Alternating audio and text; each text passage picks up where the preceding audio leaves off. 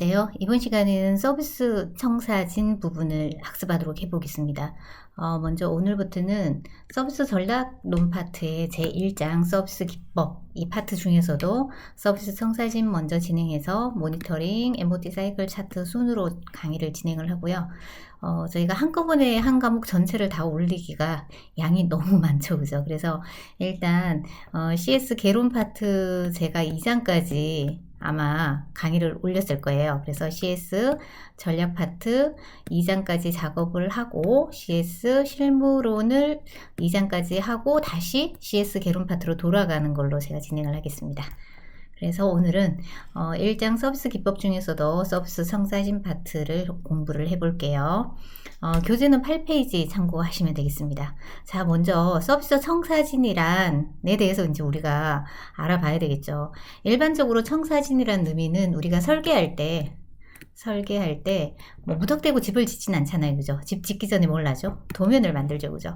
그래서 우리가 서비스를 설계할 때도 먼저 도면을 만들고 그 다음에 위에 건물을 얹어야 되겠죠. 그래서 기업에서 신제품을 출시할 때 먼저 선행되는 설계 도면이라고 생각을 하시면 되겠습니다. 서비스 제공 과정에서 어떤 문제가 발생하는지 부분에 대해서 먼저 분석하고 다 검토를 한 후에 우리가 제품을 출시를 하죠. 그죠? 그런 검토를 하는 작업 전 단계가 도면이고, 그 다음 서비스에서 이렇게 하나하나 우리가 분석을 하는 거를 청사진이라고 해요. 이 설계 도면의 도구 중에 하나라고 생각하시면 되겠죠. 그죠? 그래서 일반적으로 서비스 청사진에서는 우리가 뭐 제품 설계하고는 조금 다르잖아요. 그죠? 그래서 제공 과정에 대한 어떤 문제점을 파악하는 부분인데, 여기서는 우리가 서비스를 제공하는 부분이 있을 거고, 또 서비스를 제공받는 고객이 있을 거잖아요. 그죠? 그래서 고객과 종업원의 행동을 우리가 분석하는 거고요. 그 다음에 이 종업원의 행동을 지원해주는 지원 프로세스에 대한 어떤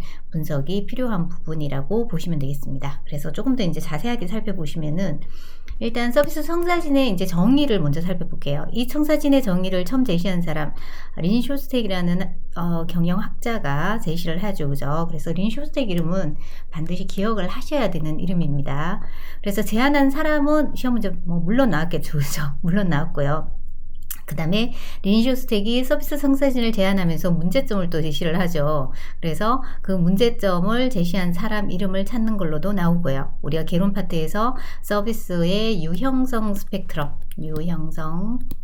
스펙트럼에서 스펙트럼을 제시한 사람이 또 린 쇼스텍이에요. 그래서 결론적으로는 서비스 청사진을 낸 이유가 무엇인가를 먼저 봐야 되겠죠. 우리가 제품은 눈에 보이잖아요. 그래서 유형적이라고 하죠. 그죠? 유형적.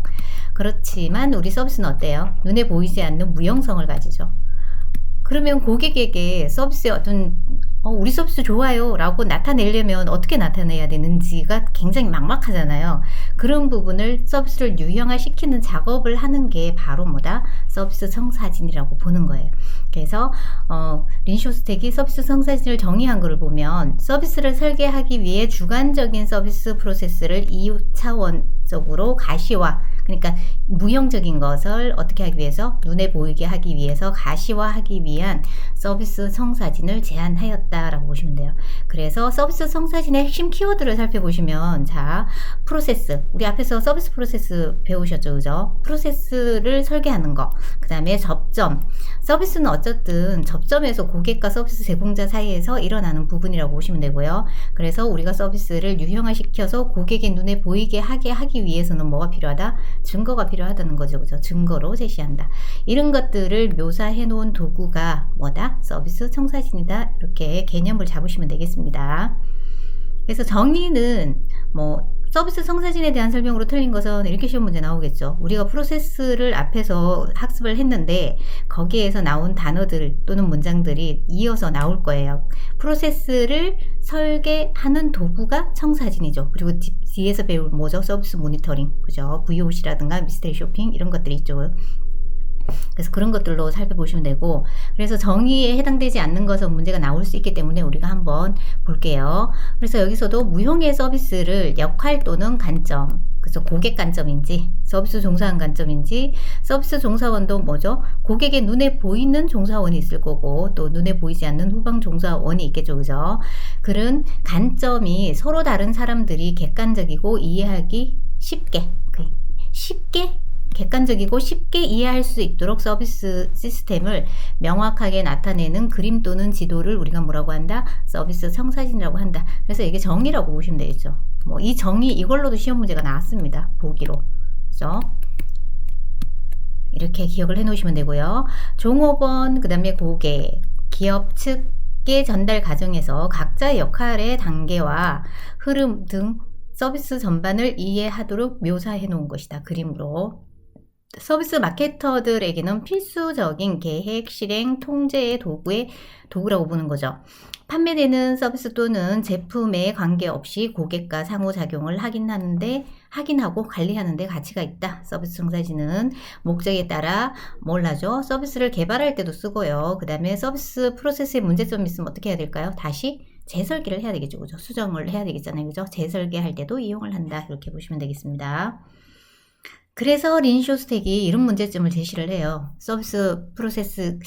그래서 우리 한번 먼저 구성을 한번 볼게요. 앞에서 우리가 그림으로 여기서 살짝 보여드렸는데 조금 더 디테일한 그림으로 한번 볼게요. 이걸 이해해야 앞에서 설명하는 것을 이해할 수가 있습니다. 그래서 12페이지를 먼저 보시면 서비스 청사진의 보시면 구성도를 그림으로 나타낸 거예요. 그래서 여기서 분석을 할 때 먼저 고객의 행동 역할을 나누고요. 그 다음에 종업원이죠. 그죠? 종사원. 그죠? 그 다음에 지원 프로세스 해서 1번, 2번 세 가지로 구분을 했죠. 그 다음에 고객과 일선 종업원의 사이에는 무엇이 일어나요? 상호작용이 일어나죠. 그래서 그 사이를 가로지르는 이 수평선이 1, 2, 3, 3개가 있죠. 그죠? 그래서 고객의 행동과 또는 일선 종업원 간의 상호작용이 일어나는 부분을 우리가 상호작용선, 그 다음에 이 종업원이 두 가지의 행동이 있는데 고객의 눈에 보이는 일선 종업원이 있을 거고요. 그 다음에 고객의 눈에 보이지 않는 후방 종업원이 있죠. 그죠? 이걸 가로 나누는 부분을 가시선, 눈에 보인다, 보이지 않는다. 그죠? 그 다음에 이 종사원의 종업원의 행동을 지원해주는 프로세스가 지원 프로세스죠. 그죠? 그래서 여기서는 내부 상호작용선이라고 구분을 해놓습니다. 그러면 총 6개의 구성 요소로 이루어져 있죠. 그죠? 고객의 행동, 그 다음에 종업원의 행동은 2개로 나눠집니다. 일선과 후방 종업원, 그 다음에 지원 프로세스 총 3가지. 그 사이를 가로지르는 수평선이 상호작용선, 그 다음에 가시선, 내부적 상호작용선 해서 또 3가지로 나누어진다라고 보시면 되고요. 여기에서 우리가 분석하려고 하는 것은 무엇인가를 먼저 살펴야 되겠죠. 그죠? 여기서는 서비스 제공 과정 중에, 서비스를 이용하는 과정 중에 그 프로세스 상에서 무엇이 실패가 일어나는 점을 찾는 거예요. 그래서 F점, 페일 포인트를 찾는 거. 그 다음에 우리가 실패가 가장 많이 일어나는 부분은 어디던가요?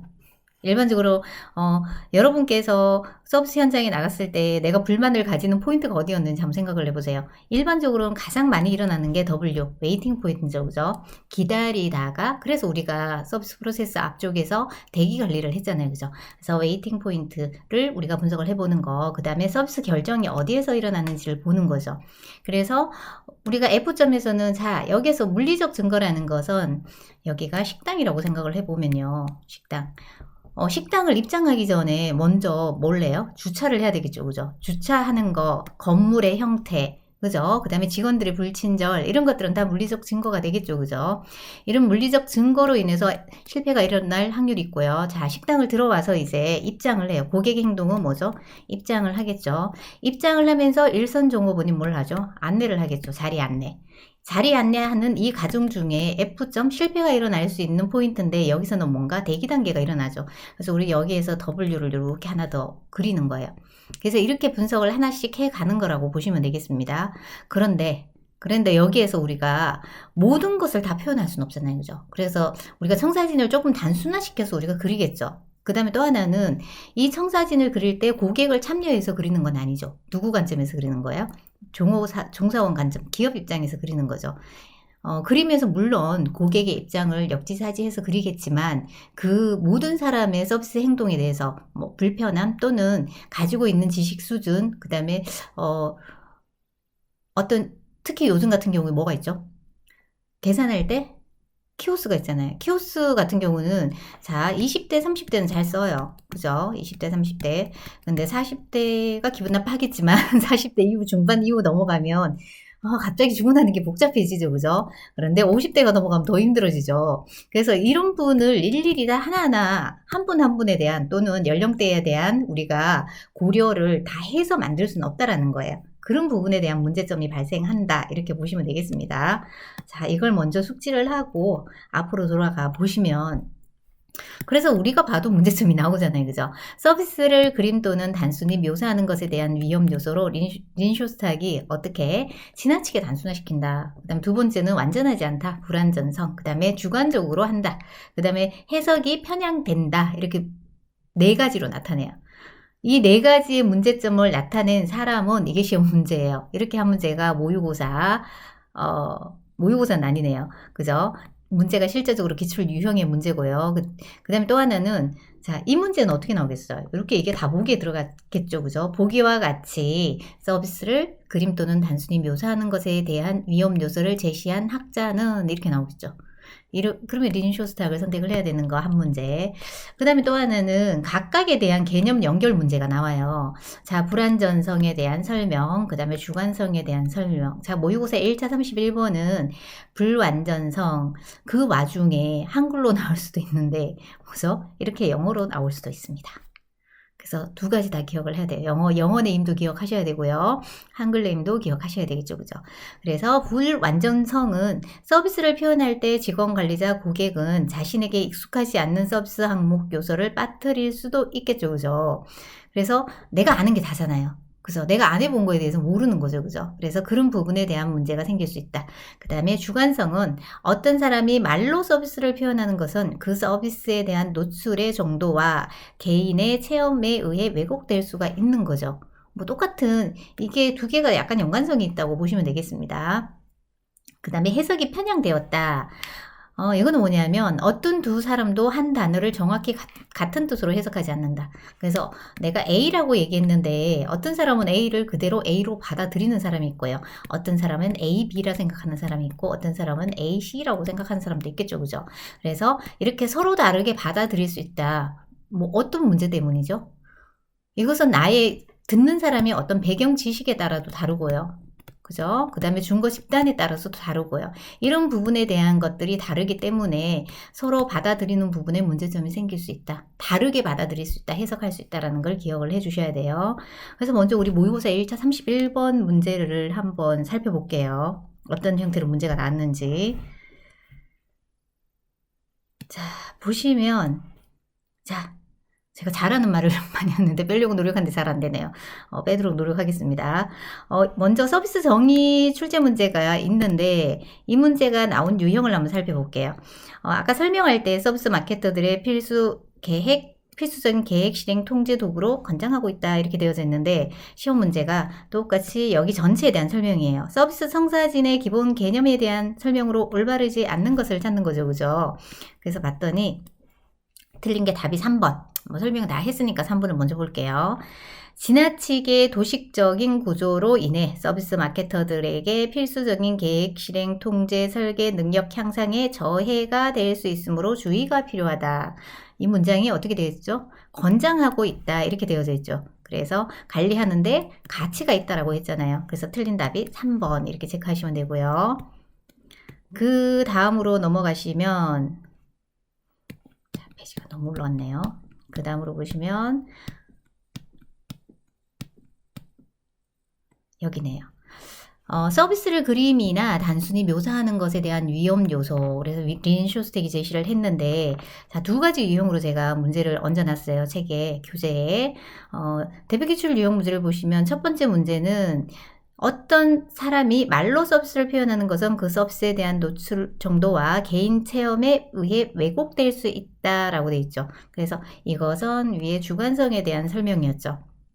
그래서 주관성을 선택하시면 되고요. 이게 객관식 문제로 나오는 건 제가 설명을 드렸죠. 그죠? 객관식. 그 다음에 또 하나는 보기의 전체를 집어넣었죠. 그죠? 보기 중에서 무엇을 선택하라고 되어져 있죠?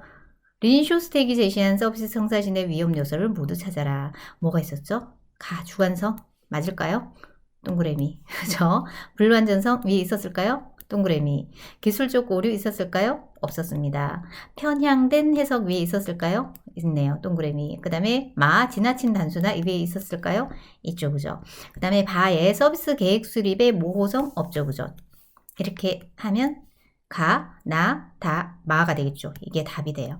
그리고 아까 유형은 설명을 해드렸죠. 이렇게 제시한 사람을 찾는 문제. 그럼 세 가지 유형. 총 이제 불완전성에 대한 거까지 하면 총 한 4문제 정도가 출제되었다고 보시면 돼요. 그럼 모든 유형을 지금 저랑 공부를 끝냈다고 보시면 되겠습니다. 그 다음에 이제 보시면은 청사진의 구성 요소는 조금 전에 설명을 들었는데 한번 보시면 자, 3개의 수평선, 가로선이 있었죠. 그죠? 상호작용선, 가시선, 내부 상호작용선, 그 다음에 각선 안에 4개로 구분된 주요 행동의 영역으로 구성되어져 있다라고 보시면 되고요. 여기에서 물리적 증거는 고객과 대면하는 시설, 서류, 사람들, 유니폼 이런 것들이 다 해당된다라고 보시면 되고요. 이 전체적인 거에 따라서 이 흐름은 고객의 눈에 다 보이죠. 그죠? 그래서 고객의 경험을 시간의 흐름에 따라 보여준다라고 보시고요. 그리고 서비스 제공자들의 취한 개별 조처 플러스 각 관련 부서들이 취하는 여러 가지 활동이 모두 포함된 것을 우리가 서비스 청사진이라고 한다. 그래서 우리가 고객 입장에서 기업에서 분석하는 도구다라고 보시면 되겠습니다. 그래서 보시면 이 전체에 대해서 우리가 뭐죠? 고객의 행동, 즉 고객의 관점을 포함해서 우리가 분석하는 데 의의가 있다라는 거예요. 기업 입장에서만 하는 게 아니라 여기서 고객의 니즈를 찾는 거죠. 실패점에서 왜 여기가 실패가 일어날까? 그럼 여기가 대기가 일어난다. 그럼 대기를 어떻게 관리해 줄 것인가? 이런 부분에 대한 것들을 찾아야 되고요. 그래서 상호 관련성을 가질 때 고객을 만족시킬 수 있는 서비스 제공이 가능하고요. 여기서 가장 중요한 것은 프로세스의 문제점을 분석하고 실패 가능점을 포착이 가능한 게 가장 중요한 거예요. 그럼 포착만 하면 되나요? 포착을 해서 어떻게 해야 돼요? 개선을 해야 되겠죠. 방안을 제시해야 되고요. 그죠? 뭐 대기에서 생기면 자, 우리 대기 단계 전에 뭔가 생겼다 그러면 뭘 해야 된다라고 우리가 앞에서 배웠을까요? 기다리는 동안 즐겁게 해줘야 되겠죠. 무언가 하도록 해야 되겠죠. 그래서 만약에 여기가 식당이다 그러면 기다리기 전에 뭔가 텔레비전으로 뭐 영화의 명장면을 보여준다라든가 또는 간단하게 먹을 수 있는 어떤 그 마지막에 먹는 후식 말고요. 전식처럼 이렇게 뭔가 제공해 주는 거. 그 다음에 잡지책을 배치해 놓는 거. 이런 것들이 다 여기에 해당된다고 보시면 돼요. 그래서 제가 예전에는 책에 이거를 수록을 했었는데 앞에서도 설명했잖아요. 두껍다고 그래서 제가 지웠다고요. 그죠? 근데 사실 우리가 자격증을 따서 현장에 가서 쓸 수 없으면 아무런 의미가 없죠. 그죠? 저희가 이 자격증 개발할 때 현장에서 쓸 수 있는 자격증 우리가 적용하고 반영할 수 있어야 된다. 그 취지로 만들었는데 참 자격증의 취지가 자꾸 흐려지는 것 같아서 굉장히 안타깝습니다. 그죠? 그래서 피자 전문점의 사례를 한번 우리가 보고 넘어갈게요. 이왕 공부하는 거 제대로 공부해서 자격증을 따는 것도 중요한데 여러분이 현장에 나가서 실제적으로 잘 쓰는 게 저는 더 중요하다고 생각하거든요. 그래서 저도 뭐 강의 이거 안 싫어도 괜찮죠. 그죠? 말 덜하면 더 쉽잖아요. 그죠? 그런데 여러분이 더 잘 적용해서 또는 활용할 수 있게 하기 위해서 제가 설명을 드릴게요. 같이 한번 살펴보겠습니다. 자, 피자 전문점의 사례로 살펴보면 먼저 고객 행동이 있겠죠. 그죠? 그 다음에 종업원의 행동. 자, 보이는 가시선을 기준으로 해서 일선과 후방으로 나눠져 있고요. 그 다음에 지원 프로세스가 있겠습니다. 먼저 고객의 행동에서 물리적 증거 때문에 고객이 실패할 수 있는 부분을 우리가 분석하는 거죠. 그래서 시설의 외관, 우리가 가령 식당을 가는 경우는 시설도 굉장히 많이 보죠. 또는 시설의 경관도 보잖아요. 우리가 그 내에서 바깥 풍광이 좋은 곳, 뭐 이런 거, 그 다음 주차장, 그 다음 종사원의 유니폼 이런 것들, 그 다음에 식탁이나 의자 이런 것들도 굉장히 중요하죠. 뭐 식당 같은 경우는 그래도 의자가 좀 편한 의자가 있는데 요즘 카페 같은 경우는 의자가 편하지 않는 곳이 많죠. 그죠? 빨리 마시고 빨리 나가라 해가지고 그죠? 그런 부분에 대한 거, 그 다음에 메뉴판도 여기에 해당된다고 보시면 되고요. 그 다음에 음식이라든가 뭐 식사에 이용되는 쟁반이나 컵, 그릇 이런 것들도 해당이 된다. 그리고 요즘 포장 음식 굉장히 많이 해가죠. 포장 음식 같은 거, 포장의 형태가 어떤지 건지 뭐 이런 것들. 그 다음에는 청구서나 계산대, 그 다음 시설의 외관, 주차장. 우리가 뭐 청구서 또는 계산대가 좀 계산하기 편리한 곳에 있는지 또는 찾기 쉬운 곳에 있는지 뭐 이런 것들도 해당된다고 보시면 돼요. 그럼 먼저 이제 고객이 입장을 합니다. 그죠? 입장을 할 때 그 다음에 일선 종업원이 접객을 하겠죠. 그죠? 그래서 인사를 하고 좌석 안내해. 그럼 여기서 우리가 뭘 한다? 웨이팅이 생길 수 있다 해서 W를 해서 실패점이 나올 수 있다. 이런 부분에 대한 분석. 그럼 입장하기 전에 만약에 자리가 너무 만석이에요. 그랬을 경우에 고객의 대기가 생기잖아요. 그럴 때 어떻게 기다리게 할 것인가? 그러면 대기 공간이 있는가 없는가? 대기 공간을 조금 고객이 편리하게 기다릴 수 있게끔 또는 기다리면서 무언가 할 수 있게끔 우리가 제공을 했는가에 대한 분석을 해보는 거죠. 이런 부분에 대한 분석이 다 여기서 이루어진다는 거예요. 그러면 전방 일선 종업원의 행동들은 고객의 눈에 보이잖아요. 메뉴판을 전달할 때 불친절하게 이렇게 턱 하고 놓는다라든가 뭐 이러면 그렇겠죠. 그죠? 불만이 일어나겠죠. 이런 경우, 그 다음에 주문 접수가 일어나는 부분에서도 우리가 전화 접수가 있는 경우도 있잖아요. 그죠? 그 다음 음료수를 전달할 때 여러 가지 이런 일선 종업원의 행동은 고객의 눈에 보이기 때문에 불만적인 요소를 더 많이 나타낼 수 있다. 이렇게 보시면 되고요. 그 다음에 후방 종업원의 주문 접수하거나 식사 준비, 그러니까 주방에서 식사를 준비하는 조리사의 행동은 보여요? 안 보여요? 안 보이겠죠, 그죠? 그래서 눈에 보이지 않는다고 해서 후방이다. 뭐 어떤 식당에서는 이런 식당도 있어요. 뭐 깔끔하게, 위생적으로 음식을 만드는 걸 전체적으로 보여줌으로 해서 고객한테 더 신뢰감을 준다. 이렇게 하는 곳도 있긴 해요. 근데 흔치 않다라는 얘기죠, 그죠? 그래서 여기에서 일선 종업원과 후방 종업원의 행동을 구분하는 게 시험 문제 당연히 나오겠죠, 그죠?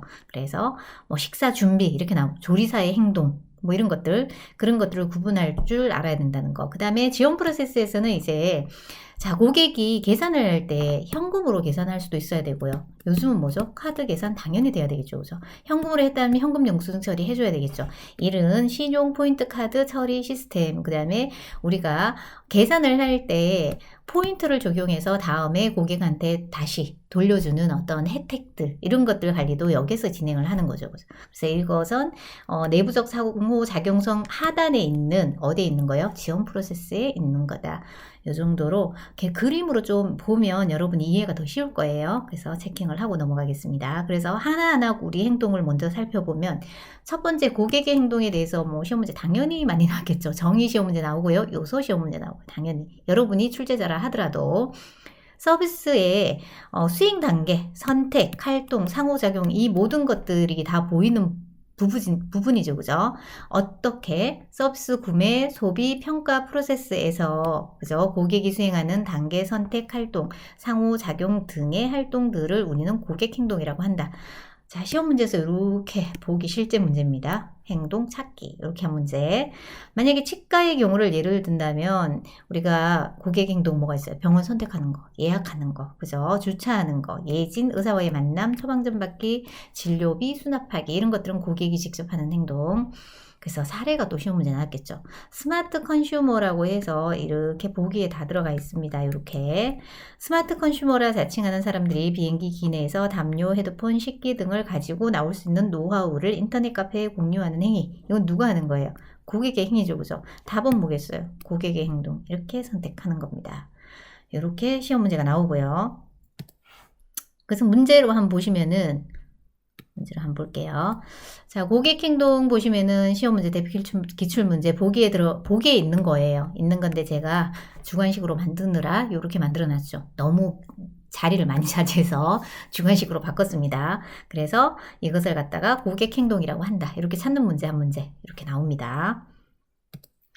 그 다음에는 종업원의 행동은 두 가지로 나눠진다고 했죠. 그죠? 고객과 대면하는 접점 종업원은 두 가지 행동 영역이 있다. 고객의 눈에 보이는 행동, 보이지 않는 행동. 실제적으로 이렇게 나오죠. 고객의 눈에 가시적으로 보이는 행동을 우리가 일선 종업원의 행동.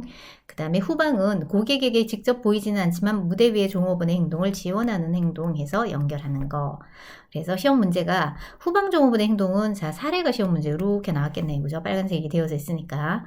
그래서 일선 종업원의 행동을 치과 경우로 예로 살펴보면 일선 종업원은 뭘 하죠? 주차 안내해주고 접수하고 초기 상담해주고 의사와 간호사의 진료, 그 다음 진료비 예산 이런 것들은 일선 종업원 행동에 해당되는 거.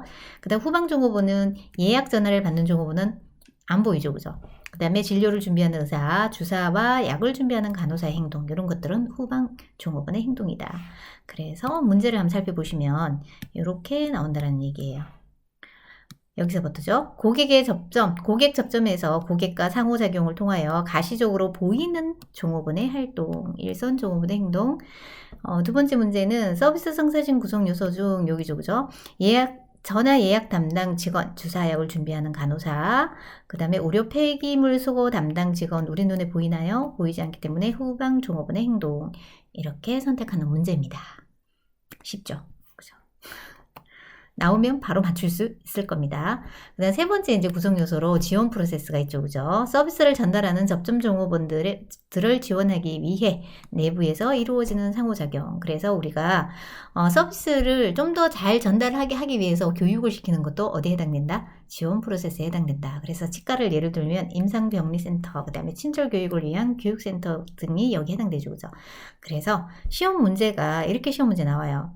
사례로 5성급 호텔에서 한 달 뒤에 있을 4일 연휴 기간 동안 객실 수요 예측을 준비하는 것은 우리가 일선 종업원이나 후방 종업원이 하는 행동은 아니죠. 그죠? 어디서 해야 돼요? 지원 프로세스에서 해야 되는 거다. 그래서 시험 문제 답이 내부적 상호작용선 하단, 이게 답이에요. 그러니까 조금 생각해야 되는 문제죠. 그죠? 그래서 이렇게 선택하는 문제가 한 문제 있습니다. 그래서 한번 어떤 형태로 나왔는지 한번 살펴볼게요. 지원 프로세스에 대한 문제는 제가 한 문제도 안 올려놨네요. 그죠? 해서 체킹을 해주시면 되고 그렇게 시험 문제가 나와요. 사례로 시험 문제 나오는 경우 지원 프로세스에 해당하는 거선 요소는 이렇게 나올 수도 있겠죠. 그죠? 교육센터, 뭐 임상병리센터 이렇게 나올 수 있겠죠. 해서 체크해 주시면 되고요. 그 다음에 구성 요소가 뭔가요? 그 다음에 물리적 증거가 있겠죠. 그죠? 물리적 증거는 청사진에 아까 전에 어디 있어요? 맨 위쪽에 있었으면서 고객과 대면하는 각종 시설, 서류, 그 다음에 사람, 유니폼 이런 것들이 다 해당된다. 이렇게 보시면 되겠습니다. 만약에 레스토랑이라고 보면 주차장이나 내부 시설, 시설 외관, 유니폼, 메뉴, 음식, 그죠? 그 다음에 식기, 뭐 포장 음식, 청구대, 계산대 아까 전에 설명 다 했던 부분이죠. 그죠? 그래서 한 번 더 숙지를 해 놓으시면 되고요. 그 다음에 이제 구성되는 요소 수평선이 세 가지가 있었죠. 그죠? 첫 번째 수평선은 뭐가 있었나요? 고객과 종업원의 행동 사이에 있는 거. 그래서 서로 뭘 해야 돼요? 여기서는 상호작용을 해야 되겠죠. 그죠? 그래서 상호작용선. 그 다음에 눈에 보인다, 보이지 않는다. 누구 눈에? 고객 눈에. 이거에 따라서 우리가 가시선. 그 다음에 종업원의 행동을, 무대 위에 있는 종업원의 행동을 지원하는 구성 요소는 지원 프로세스가 해당되겠죠. 각각의 시험 문제는 다 나왔어요. 이렇게 연결하는 거. 그래서 뭐가 나와도 이상하진 않습니다. 그래서 다 기억을 하셔야 돼요. 상호작용선을 우리는 고객과 기업 간의 직접적인 상호작용이 발생하는 것을 기준으로 고객과 기업이 상호작용할 때 수직선을 내려 고객과 종업원의 관계가 성립한다는 것을 표시하는 선이다. 이 구성 요소는 이렇게 연결하는 거. 가시선은 보이는 활동과 그렇지 않은 활동을 구분한다. 그래서 시험 문제 이렇게 가로가 들어가겠죠. 이 선 대신에 가로. 그러면 가로에 들어갈 것은 가시선. 이렇게 선택하시면 되고요. 내부적 상호작용선은 서비스를 지원하는 활동과 고객이 접하는 활동을 구분하며, 그죠? 이 내부적 상호작용선을 가로지르는 수직선은 내부적 서비스 접점에 해당된다. 그래서 내부 종업원에 대한 부분이죠. 지원해주는 부분이다. 이렇게 보시면 되겠습니다. 그래서 우리 문제를 한번 살펴보시면 여기 수평선 부분이 여기서 시험 문제 나왔죠. 그죠? 가시선에 대한 거 이렇게 시험 문제 나왔네요. 보기 안에 고객에게 보이는 활동과 보이지 않는 활동을 구분한다. 현장에서 발생되는 접점 직원의 활동과 후방에서 이루어지는 지원 활동을 구분하는 선이다. 그래서 가시선. 이렇게 선택하는 문제 하나 체크해 주시면 되고요. 그 다음에 내부적 상호작용선에 대한 문제. 자, 아까 전에 사례로 살짝 설명했던 부분이죠. 그죠? 그래서 여기 보시면 보기. 접점 일선 종업원을 지원한다고 되어 있죠. 후방 종업원과 서비스 지원 프로세스로 구분하는 선.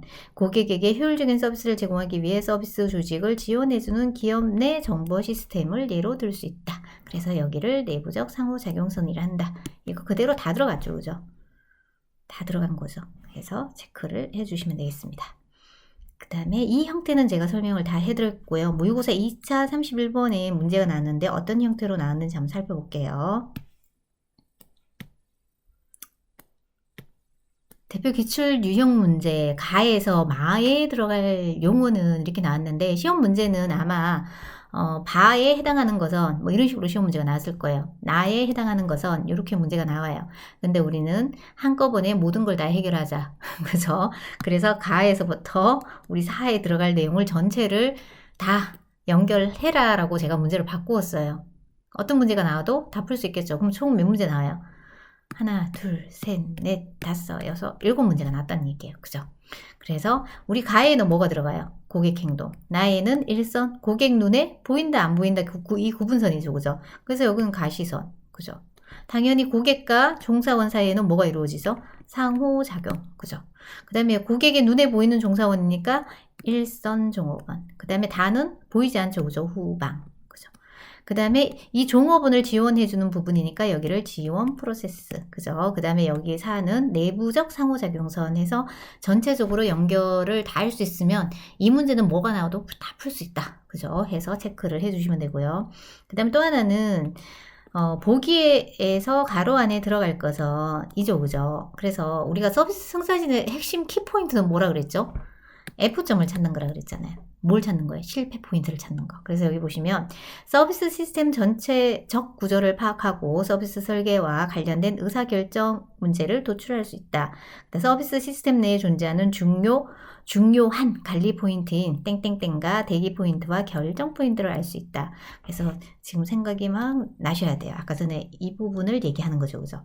실패, 대기, 결정. 포인트를 분석하는 거죠. 그죠? 그래서 보시면은 가로 안에 들어갈 거 실패 가능 포인트, 실패 포인트라고 해도 되고요, 실패 가능 포인트라고 해도 됩니다. 그래서 우리가 주관식이 아니기 때문에 뭐 들어간 거 하나 선택하시면 되겠죠. 그죠? 실패는 무조건 들어가겠죠. 그죠? 해서 체킹을 해 주시면 되고요. 그래서 이에 대한 설명이 아마 교재 이대로 다 있을 거예요. 서비스 구성도를 통해 얻을 수 있는 정보. 결론은 서비스 청사진의 좋은 점이죠. 그죠? 왜 쓰는가를 나타내는 거다. 이렇게 보시면 되고요. 여기도 보시면 서비스 실패점이 발생하는지를 포착할 수 있는 것이다. 이렇게 보시면 되고요. 그 다음에 여기에 서비스 시스템 전체 구조를 파악하고 서비스 설계와 관련된 의사결정 문제를 도출할 수 있다. 아까 전에 어떤 문제예요? 이 두 개가 그냥 보기에 들어간 거예요. 최근 경향 문제인데 아마 1, 2, 3으로 나오진 않았어요. 이 보기 문제 하나만 기억하시면 되고 여기 실패 가능 포인트 기억하시면 되겠습니다. 그 다음 서비스 청사진을 작성할 때 기본적인 요건이 있어요. 14페이지를 보시면은 첫 번째는 가장 중요한 게 이거잖아요. 에러나 병목 또는 프로세스상의 특징을 추정하고 파악하여서 무엇을 실패점을 발견하는 게 가장 중요하다 이렇게 보시면 돼요. 그래서 다시 고객 관점에서 청사진을 수정하는 거, 재설계하는 게 중요하다 이 얘기죠. 그죠? 그 다음에 우리가 프로세스를 만들 때는 시계열적으로 나타내라. 고객이 아까 전에 입장하고부터 해서 서비스를 이용하는 과정 전체를 시계 방향으로, 시간의 흐름 순서대로, 그래서 시계열적으로 나타내라 이렇게 얘기를 한 거고요. 고객과 여러 부서의 대표가 참여와 특정 부서의 작업이 아니라 전체 부서의 작업이 필요하다. 그래서 우리가 서비스 프로세스는 식당인데 우리가 주차장만 잘 관리하면 되나요? 아니잖아요. 전반적인 모든 걸 다 관리해야 돼서 전체적인 시각에서 우리가 분석을 해야 된다. 이런 이야기입니다. 작성 목적이 서비스 재설계일 경우 고려해야 할 점은 프로세스의 복잡성을 평가를 해야 되고요. 그리고 청사진을 전체로 보아야 된다. 그래서 전체론적 관점 이게 나오죠.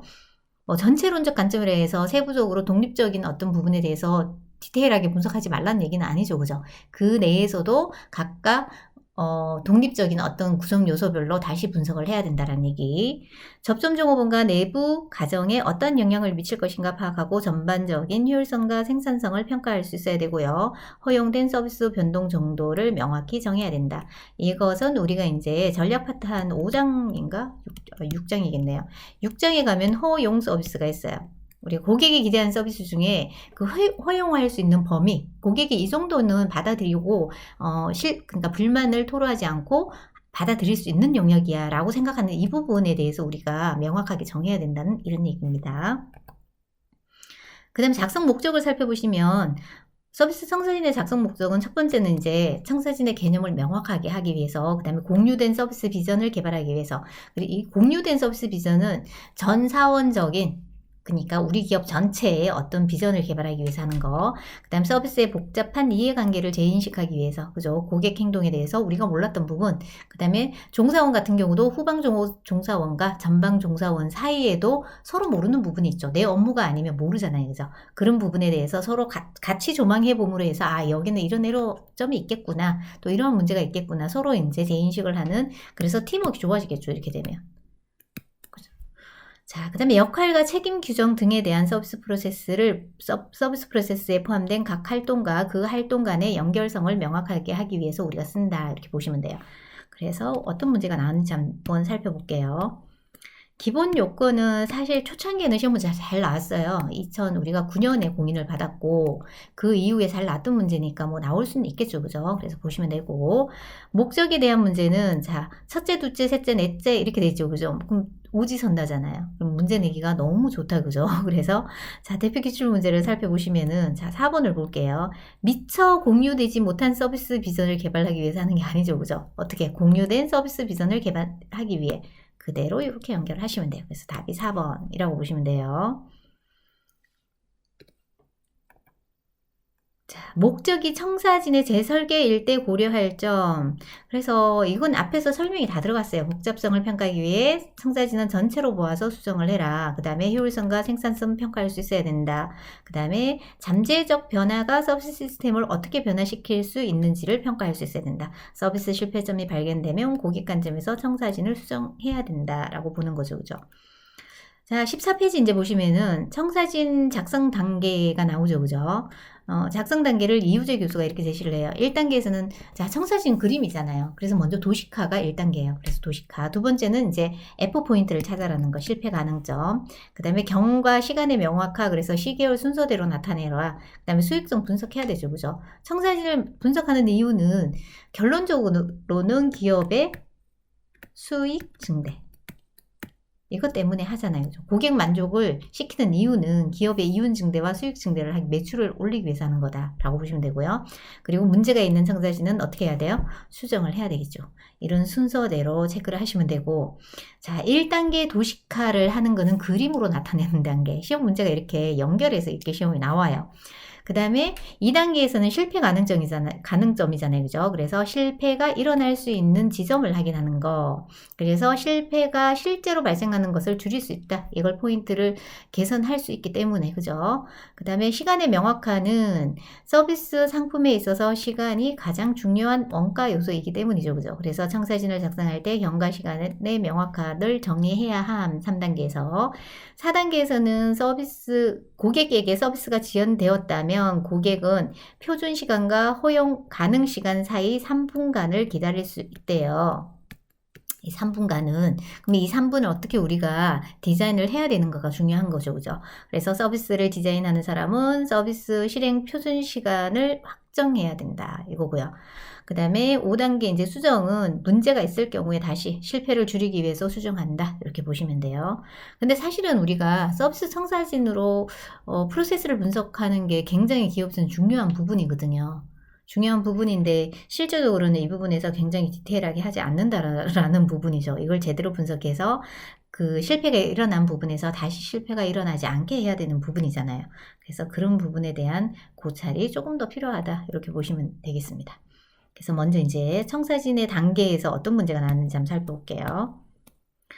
여기서 보니까 순서를 전체적으로 나열하는 게 시험 문제예요. 그래서 시험 문제에서 보기에 서비스 청사진 단계 중 가와 라 안에 들어갈 내용은, 그래서 가나, 다라, 마까지 순서대로죠. 그죠? 1단계에서 마지막 5단계까지를 나열해라 문제랑 똑같은 의미죠. 그죠? 그래서 1단계 우리 아까 뭐 했어요? 그림으로 나타냈으니까 도식화. 2단계는 실패, F포인트 찾는 거. 3단계는 시간의 명확화. 그 다음에 수익성, 수정 해서 순서대로 하면 시험 문제에서 만약에 가에 해당되는 거, 나에 해당되는 거, 다에 해당되는 거, 라에 해당되는 거, 마에 해당되는 거, 이것도 찾을 수 있죠. 시험 문제가 전체를 다 나타내는 문제가 나오지는 않았고요. 이렇게 가에 해당하는 거, 다에 해당하는 거 이렇게 나왔어요. 그래서 저는 한 번에 다 해결하라고 문제를 이렇게 바꿔놓은 거예요. 한꺼번에 순서대로 외울 수 있게끔. 근데 순서대로 외우는 게 어렵진 않으시잖아요. 그죠? 그래서 체크를 좀 해주세요. 그 다음에 서비스 청사진의 이점, 왜 사용하는가? 사용하는 이유가 있어야 되겠죠. 오류를 줄이기 위해서, 예측 오류. 그 다음에 여기서 보면 제품, 서비스의 수요 조정 시 예측 오류 줄이고자 할 때, 그 다음에 불평을 체계적으로 분석할 때, 고객 만족을 위해 서비스 시설 및 주요 환경 개선 계획을 수립하고자 할 때, 호텔 객실이나 항공 좌석 점유율을 제고하기 위한 전략 계획을 수립하고자 할 때, 서비스 시설 내의 고객 동선을 통해 어떻게 서비스 생산성을 증대하고자 할 때 쓴다. 그래서 이 문제를 딱 봐도 호용성에 대한 설명에 해당하지 않는 것은 틀린 것은 이 문제겠죠. 그죠? 근데 서비스 시설 내의 고객의 동선 분석을 여기 보면 분석을 통해 우리가 뭘 했죠? 생산성을 증대하기 위해서 한 거잖아요. 그죠? 근데 이 분석이라는 단어가 뭘로 바뀌었다는 거야? 축소. 이러면 틀렸다는 얘기죠. 그죠? 그래서 아마 답도 5번이었을 거예요. 이렇게. 실제 나왔나 한번 볼게요. 이렇게 시험 문제가 나왔어요. 동선 축소를 통해서. 그러면 5번이 틀렸다. 이렇게 찾으시면 되겠죠. 그죠? 그 다음에 서비스 청사진 이용에 따른 장점, 이점은 이거는 초창기에도 시험 문제 많이 나왔던 문제고 뭐 지금 현재도 많이 나오는 문제예요. 섞여서 나올 거기 때문에 뭐가 나올지 몰라요. 일단은 교육적이에요. 그 다음에 고객 지향성을 강화할 수 있다. 그 다음에 실패점을 파악해서 품질 개선의 목표로 삼을 수 있다. 그리고 우리는 이 서비스 전체를 시각화함으로써 좀 더 포괄적인 서비스를 생각할 수 있게 해준다 이거죠. 그죠? 그 다음에 내부적 상호작용성은 부서 간의 독립성을 명확하게 나타내줌으로써 끊임없는 품질 개선에 도움을 준다. 그리고 서비스 구성 요소와 연결을 명확하게 하여 전략적인 토의를 쉽게 할 수 있게 한다. 그 다음에 각 요소에서 투입되는 비용과 수익 및 자본을 파악하고 평가하는 데 기초로 제공할 수 있다. 여기서 이제 틀어지는 부분이에요. 빨간색 틀어진 부분, 그죠? 내부 및 외부 마케팅을 위한 합리적 기반을 제공할 수 있다. 기억하면 되고요. 서비스 품질 개선을 위해서 상위 하달, 하위 상달을 촉진한다. 그래서 커뮤니케이션이 아래서부터 위로, 위에서부터 밑으로, 그죠? 이 모든 커뮤니케이션을 향상시킨다. 라는 얘기죠. 그러면 딱 여러분들이 봤을 때도 이 문제가 어떻게 나올 것 같아요? 하나만 촉진한다 이렇게 나오겠죠. 상위, 하위 상달만, 상위 하달만. 이게 상향적 커뮤니케이션, 하향적 커뮤니케이션하고 똑같은 단어예요. 그래서 이렇게 나오니까 기억하시고. 그리고 또 하나는 다음 중 서비스 청사진 이용에 따른 장점이 아닌 것은 이렇게 나와요. 그래서 서비스 종사원의 품위를 유지하고 증진시키는 데 기여할 수 있다. 그러면 땡기겠죠. 그죠? 얘가 답이었던 거예요. 이렇게 문제가 나옵니다. 그래서 문제를 한번 살펴보시면은 우리 문제는 3번이 답이네요. 그래서 3번을 보시면은 이점으로 가장 거리가 먼 것을 찾는 거죠. 그죠? 외부 고객과 종업원 사이의 상호작용을 최대한 억제했나요? 아니죠. 그죠? 상호작용을 많이 해야 되잖아요. 그죠? 고객의 간섭을 최소화하여 보다 전문화된 서비스 설계가 가능하도록 한다. 상호작용을 해서 우리가 하는 거죠. 그래서 3번 체크하시면 되고요. 이게 바뀐 거는 다 한 번씩 시험 문제 나왔다는 얘기예요. 그래서 이거는 고객 지향성은 기업 지향성 또는 종업원 지향성을 강화할 수 있다. 이렇게 바뀌겠죠. 틀린 거죠. 그죠? 그래서 체크를 해주시면 되겠습니다.